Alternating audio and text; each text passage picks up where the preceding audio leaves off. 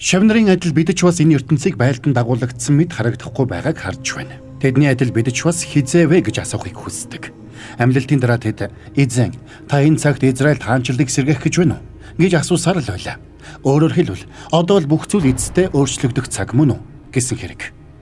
Тэгтэл Есүс тэнгэр дотлоо. Газар дээрээс харахад тэр мөч хагцал мэт санагдаж болох байлаа. Үхлийг ялсан нэгэн үүлэн дундуур дээш хөрж харин Ром нуран унсангүй. Авилга хээл хахуул нэг шөнийн дотор алга болсонгүй. Зовлон зүдгүр ууршин замхарсангүй. Одоо ч гэсэн тийм л байна.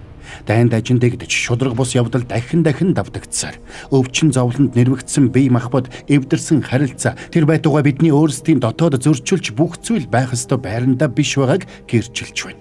Хизээ бүх зүйл байрандаа очих вэ?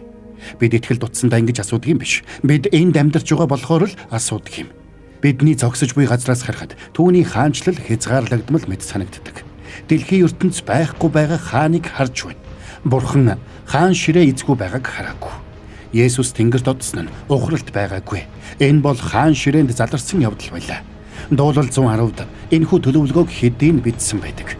Би таны дайснуудыг таны хөлийн гишхүүр болгох хүртэл миний баруун гарт суу. Эфес номд түүнийг бүх засаглал, эрх мэдэл, хүч чадал, ноёрхлын дээр суусныг өгүүлдэг. Энэ нь бэлэгдлийн чанартай биш, түр зургийнч биш. Энэ нь бодиттой юм.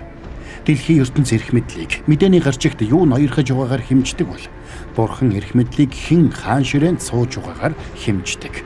Тэрхүү хаан ширээнд суугаа нэгэн бүрэн эрх мэдлэр мөн бүрэн дүүрэн өрөвд сэтгэлээр захирдаг. Еврей ном бидэнд тэнгэрүүдээр дамжин өнгөрсөн атла бидний сул дорой байдлыг хуваалцаж, өрөвдөн хайрладаг тэргүүн тахилж бидэнд байгааг сануулдаг. Захирч буй Христ дэлхийн зовлон зүдгүүрээс тасраагүй. Тэр яг одоо ч бидний төлөө зуучлан залбирч байгаа.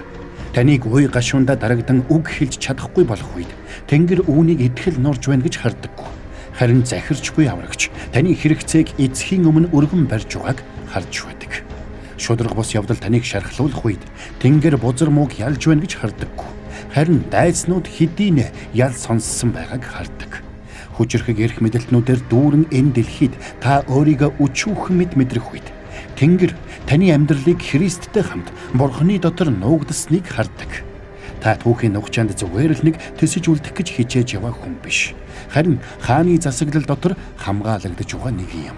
Энэ бол бидний амьдарч буй нөхцөл байдал хэдийн болсон боловч хараахан гүйцэлдээгүй байгаа үе юм. Түүний эрх мэдэл тогтоогдсон. Гэвч дайсан бүр хараахан илт бууж өгөөгүй байна. Хаанчлал урагшилж угааж үргэлж сүр дуулянтай байдаггүй. Заримдаа энэ нь чимээгүй итгэл үнэмшил, үл үзэгдэх дуулууртай байдал, тууштай залбирлаар дамжин урагшилдаг. Гэхдээ л урагшилсаар байна. Бидний мэдэрч буй энэхүү эвдрэл доройтол нь Христ байхгүй байгаагийн нотолгоо биш юм. Харин энэ бол төгсгөлийн бүлэг хараахан нээгдээгүй байгаагийн нотолгоо билээ. Хаанчлал бол бодит. Төгсгөл ойртож байна.